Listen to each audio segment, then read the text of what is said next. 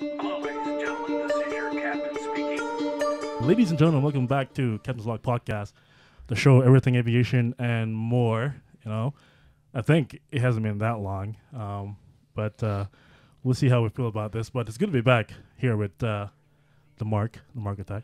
How you doing, bud? The Mark Attack. So you ended up giving me a nickname, even though I denied it for all those. Have you not seen the video? Like I sent you a video of the actual logo and the video. Did you not see it? How it came out? Like I sent it to you. It was within the last podcast session. And it came out really good. The transition. Like I so guess whenever I you missed it. So you said Mark Attack, and I actually was able to put it in a really nice transition. It came out really well. So, What'd you send it to? So Mark watches his own podcast. Obviously, you can tell. You can tell. I'm not a narcissist. But anyways, it's good to be back. I'm back here in Arizona for a couple days or so, for a week or so, and I wanted to bring or start a new, basically, session to talk about something that I'm very interested in when it comes to general aviation and aviation, obviously, but owning your own aircraft. Something that something I've always wanted to do is probably my retirement dream, but I'm gonna try and see what I can do to make it happen earlier.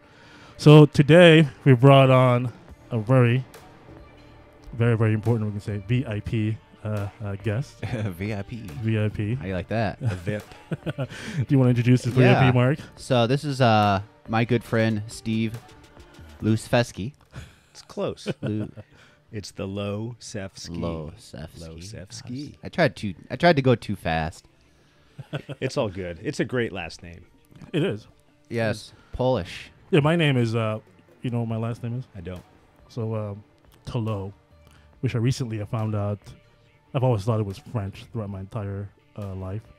And apparently it's Scottish. Oh, It does sound French. It does sound French, but maybe I'm saying it incorrectly. It's Tulloch, which will make more sense when you think about the Scottish portion of it. that how you're supposed to say it? Apparently, but I don't know. But apparently, two Scottish brothers went to Jamaica and just got based on the data of research, and that's where it came Interesting. from. But anyways, let me cut it off. Continue, Mark. Continue, Steve. Anyways, it's good to have you here, Steve. Great to be here. Absolutely. Thanks for the invite. Do you want to? How do you guys know each other? If you want to do a quick Yeah, intro? so we've heard lots of stories of our flying adventures. I don't know if you've listened to the podcast or I not. have, yes. And actually some even pictures of flying into, what was that airport with the... Up in the Four Corners. Yeah. Flying into the that- cliff. Yeah, that was awesome. I can't think of it now, but we showed some pictures of that and along with that landing. If you remember that.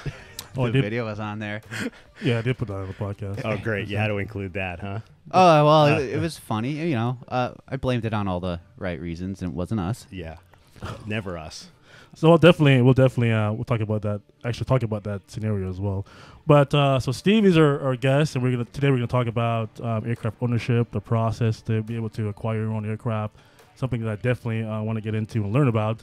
The cost and expense to operate an aircraft, which is not, a lot of times people think, hey, you buy an aircraft just like buying a car and then you're good to go. Even though there's some cost when it comes to vehicles as well, but airplanes tend to be generally a little more expensive. So Yep.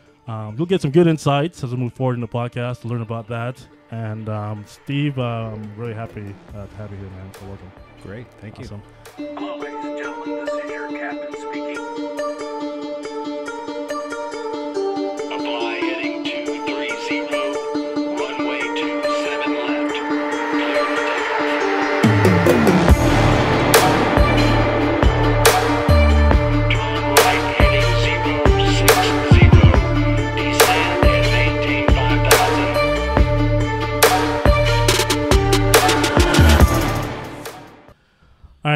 All right, Mark. How did you you and Steve meet? So he actually owned a company called Information Strategy Design a while ago, and I was working as a contractor for a client that his company ultimately ended up taking over.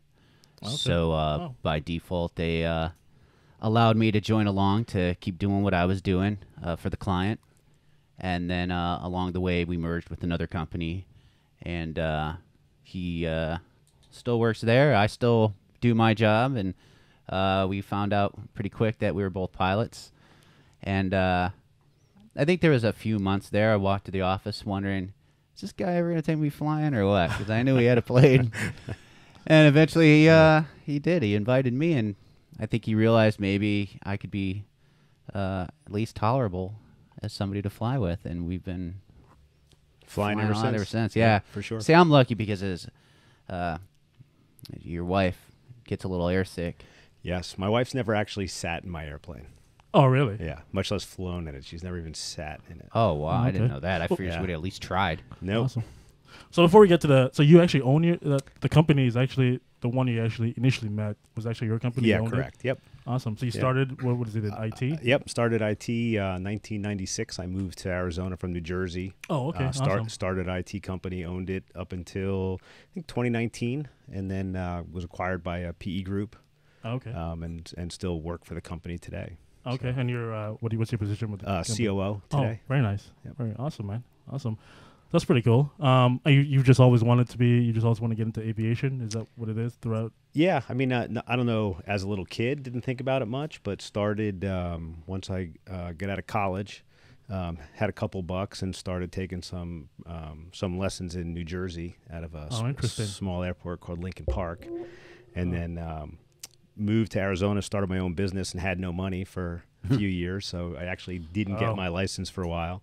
Then picked it back up here in Arizona and finally got my private license. Awesome. So what year did you start? I probably started in 94, 95. Do you remember what you were paying back then, like instructor wise? Like your first lesson was in 90. It was in 95. You're saying? Yeah. Wow. My first lesson is 95. I bet you it was around, I want to say $75 an hour, maybe a little less, with plane and instructor. With the plane and Yeah. instructor? Yeah. Shoot. Yeah. That's an instructor now. Oh yeah. $75 an hour. Just for the instructor Yeah. directly. God, man, that's amazing. I listen to these guys like when I fly around. Some of those, close to getting retired pilots. I want to use the word old, but Yeah, because we're getting Mature. mature. There we go. there. Season. And they tell me how much they pay for their private, and they're like, "Oh, I pay like $4K in my private or my instrument." I was like, "Man, get out of here with that nonsense now." Yeah. But that's pretty miserable. awesome. New Jersey's that's interesting. I've never really met anybody. Usually, people in Florida or Arizona. How was that in New Jersey? That flight school there, and that was a while back still, but still. Yeah, it was great. It was uncontrolled field, really small airport, just west of New York City, Okay. kind of close to Caldwell Airport, where JFK flew out of. Absolutely. Yeah. But really crowded airspace. That's what I was thinking. yeah. Yeah, it would get kind of squirrely. Yeah. What aircraft was it? Sorry. Oh, it was a 172, Cessna 172. Oh, okay. But some great flights. I remember some night flights. Cruising over to the Hudson. Crossing over the top of the George Washington Bridge at night, and you can go down this nice VFR corridor. Yeah. Do a loop around the Statue of Liberty, and then really? you're literally facing the Twin Towers. You're not even like halfway up. Wow. At night, it's just really spectacular. The arrival. That's interesting. I never. You can go around the Statue of Liberty. Back then, yeah. Wow. That's cool. Well, that's I- it. That's a dangerous corridor too if you're not flying it busy. right. Yep. There was that baseball player who had bought a Cirrus or something, and Yeah. he was trying to do the turnaround, Correct. but he did it with wind on his back, and it blew him Oh, really? off course and into a building.